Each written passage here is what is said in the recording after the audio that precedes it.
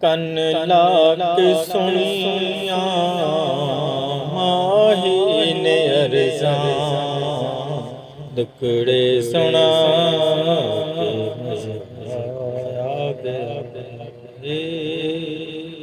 ਕੰਨ ਲਾਕ ਸੁਣੀਆਂ ਮਾਹੀ ਨੇ ਅਰਜ਼ਾਂ, ਦੁੱਕੜੇ ਸੁਣਾ ਕੇ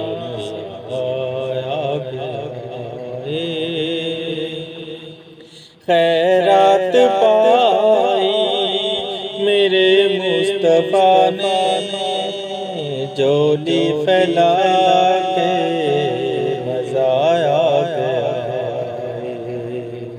खैरात पाई मेरे मुस्तफा ने, जोली फैला